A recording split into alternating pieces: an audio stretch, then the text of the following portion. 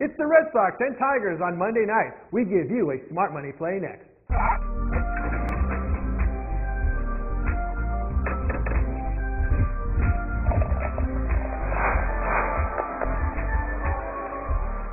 Tony T here from Gamblers Television, covering Major League Baseball Vegas style each and every single day. Now, Gamblers Television is brought to you by Vegas.com. Look, when it's time to make a Vegas run, save time and save money by visiting Vegas.com for all your Vegas needs.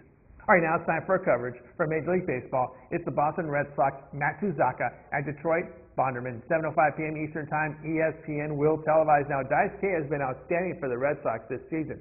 The team record behind Matsuzaka in 6 starts this season is a perfect 6-0. Now, the Japanese right-hander pitched 6 2/3 scoreless innings, giving up only 4 hits in victory over the Tigers in early April. Now, into their weekend series with Tampa, the Red Sox are struggling for runs, scoring just 5 runs in the last 5 games. Now, the sad part of this team's offensive slump is the fact that Red Sox pitching has been outstanding, sporting an ERA of just 1.47 in that stretch.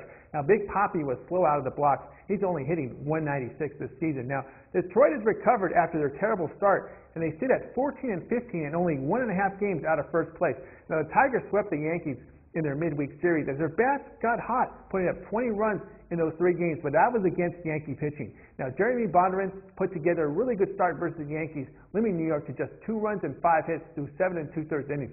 Now, Lehman wanted Bonderman to be more aggressive and go after hitters, as Bonderman's problem with base on balls have come about with him nitpicking corners. Now, look, both pitchers are on right now. Play under 9 in this contest. Under 9 is the absolute nut.